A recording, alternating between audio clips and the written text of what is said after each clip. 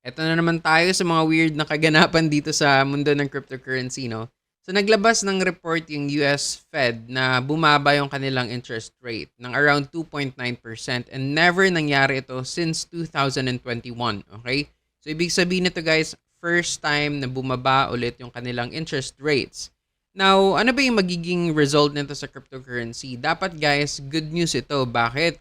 Kasi kapag mababa yung interest rates, ibig sabihin nito guys, by September, siguro maaprobahan na yung tinatawag nilang low interest cut.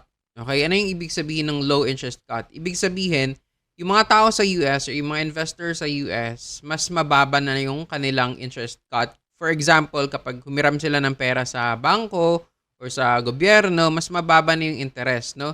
And yung hiniram nilang perang yun guys, ibig sabihin nun, pwede nilang spend sa iba't ibang investment assets and kabilang na dyan yung crypto. Okay? Another example, kapag mababa kasi guys yung interest cut, ibig sabihin mababa rin yung dolyar, mababa yung value ng mga bonds, yung mga ganong klase ng investment. Ibig sabihin yung mga investors, maghahanap sila ngayon ng type of investment na makapagbibigay sa kanila ng mas mataas na returns. And yun na nga, dapat good news ito sa crypto space kasi yung mga investors, pwede silang mag-invest ngayon sa crypto kasi alam naman natin na mas mataas talaga yung returns na nakukuha sa crypto, right? Okay, so kung mapapansin nyo ha, napaka-good news nito dapat, okay? Pero kung mapapansin nyo ngayon yung ating market, crypto space, ayan, pulang-pula, okay? Bakit? Hindi ko alam. Napaka-weird na mga pangyayaring ito. Kung pagmamasdan mo yung fear and greed index, nandun pa rin tayo sa fear index as of the moment. And I don't know why. Na dapat, good news kasi ito guys. Dapat, nagkaroon tayo ng confidence ulit na mag-invest sa market. Pero anong nangyayari sa crypto? Pulang-pula. In fact, bumaba pa nga. No? Mula kaninang umaga at around 61 or 60, bumaba siya ng around 58 na naman ngayon. No? So, napaka-weird. And kung titingnan mo ngayon guys, yung stock market heat map, ayan, green na ngayon sa kanila, no? Green na ngayon sa US. Ibig sabihin, yung news na lumabas kanina, they took it as a positive news. So people are now quite confident in investing again sa stock market, US stock market. Pero kung titingnan mo yung crypto na dapat green din, pero ayan, red na red pa rin tayo, no?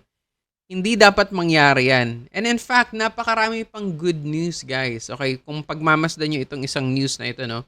Yung Goldman Sachs ay isa sa mga investment institution sa US, no? And according dito, they are holding around 400 million Bitcoin ETF. Okay, ibig sabihin, mas maraming institutions na ngayon ang nag-hold ng Bitcoin ETF, no? Kabilang na dyan yung BlackRock. Kabilang na dyan yung Mara. Okay, yung Mara Investment. Blah, blah. Diniscuss natin yan sa mga previous videos natin. And itong Goldman Sachs, guys, kung pagmamasdan nyo ito, according sa report na ito, no, nung nakaraan, hindi sila fan ng crypto or hindi sila fan ng Bitcoin in general, no? Pero ngayon, guys, nag-i-invest sila ng napakaraming pera or napakalaking pera sa Bitcoin ETF.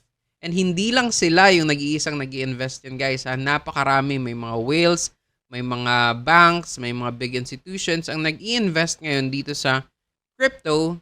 Pero yun nga, kahit napakarami ng good news about crypto, napakarami ng ganap about crypto, pero kung pagmamasdan mo naman, pulang-pula pa rin yung market ngayon and hindi ko alam kung bakit. Now ngayon guys, kung titingnan natin ang Bitcoin ngayon ha, ayan, bumaba pa yung value ng Bitcoin ngayon. Okay? Puntahan natin si Ethereum. Alright, ito, meron tayo kay Ethereum. Ayan, bumaba rin si Ethereum. Puntahan natin si Solana. Okay, for Solana, medyo nagre-rebound na pero again, mas mababa pa yung presyo niya, no? Puntahan natin ngayon si BNB. Ayan, mababa rin yung presyo ni BNB as of the moment. So, balikan natin si Bitcoin. So, yeah, as what I've said, yung inflation report na ito ay dapat magsilbing good news sa crypto space. Pero again, nothing much is happening. No? Nananatiling stable, walang ganap, sideways pa rin yung market natin as of the moment. No? And yeah, hindi ko alam kung bakit. And supposedly, hindi dapat mangyari yung ganito. Pero alam niyo guys kung anong takeaway natin sa report na ito, no? Kung pagmamasdan mo yung report, as what I've said kanina, big institutions like Goldman Sachs, BlackRock, Wales, banks, big people are now investing in Bitcoin. Okay? Now, kung yung malalaking mga institutions na yun or yung malalaking mga tao na yun ay nag-i-invest sa crypto, so anong ginagawa natin? No? Ano yung ginagawa mo? Hindi ka pa ba nag-i-invest sa Bitcoin? Hindi ka pa ba nag-i-invest sa crypto? No? Kasi yung mga malalaking tao na ito guys, ha, mga bangko ito, mga big institutions, financial institutions. And they are buying Bitcoin. They are investing Bitcoin, no? Sa kabila ng mga issue na nakikita natin, although red pa yung market natin ngayon, pero in reality, yung mga big institutions na ito ay may alam, no? May mga idea sila and may mga knowledge sila na tayong mga ordinaryong tao or tayong mga ordinaryong traders ay malamang hindi natin alam or hindi tayo aware sa kung anong alam nila, no? So if these big institutions are holding or investing crypto, then it would only make sense na dapat tayo rin, no, as small traders, ay mag-invest sa crypto or mag-invest sa Bitcoin, no? Kaya yung ginagawa ko guys, tingnan nyo, okay? Palakihin natin ha. So itong aking investment portfolio, kung mapapansin nyo, bumili ako ng Bitcoin dito nung nakaraan. Ayan, may mga letter Bs. And bumili rin ako dito and dito rin. Tapos, benta ako ng konti dito sa mga areas na to. Pero kung mapapansin nyo guys, ngayong araw, ayan, bumili pa rin ako ng Bitcoin ngayong araw. Kasi nga, if big people are investing into Bitcoin, big institutions are investing into Bitcoin, kahit na sabihin natin na may bad news, kahit na sabihin natin na hindi gumagalaw si Bitcoin, pero yeah, dapat mag-invest din ako kasi nga ginagawa nila no? Ginagawa ng mga big institutions, ginagawa ng may mga mas alam kaysa sa akin, no? So dapat tayo dahan-dahan natututo na rin tayong mag-invest sa mga assets na katulad nito.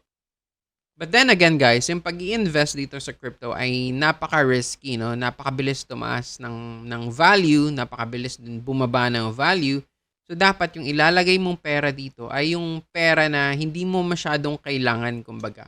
Yung parang extra money mo lang, kumbaga, no? Kung ano man yung mangyari, kung sakali mang bumaba, kung sakali mang tumaas, dapat hindi ka masyadong maging apektado, no? So only invest an amount of money that you are willing to lose, ika nga nila, no? Again, I'm not a financial advisor, no? Sinishare ko lang yung mga information na meron ako. Sinishare ko lang yung mga knowledge na meron ako and nasa sa inyo na yun kung mag-i-invest din kayo. Pero ako, nakikita kong napakataas ng potential na mag-invest dapat tayo ngayon, no? Na wala pang ganap na sideways lang sa Bitcoin, no? Wala pa masyadong ganap. So, dapat ngayon yung best time for us to buy and buy and buy. Okay? Huwag nating hintayin na saka na natin bilhin kapag tumaas na yung value. Hindi dapat ganun. Habang mababa pa yung value, dapat nag-invest na tayo. So, yun.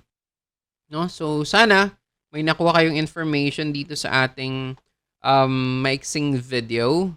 Again, napaka-weird na mga pangyayaring ito. Pero, yeah, let's observe what will happen next. Kasi masyadong maaga pa naman. Ano pa lang ngayon? Nasa around, anong oras na ba? 11 a.m.? Napakataas pa ng time bago tayo magkaroon ng panibagong candle, no? So, napakarami pang pwedeng mangyari sa mga susunod na araw or sa mga susunod na oras rather. So, i-observe natin. Until next time guys, have a great day. Peace out.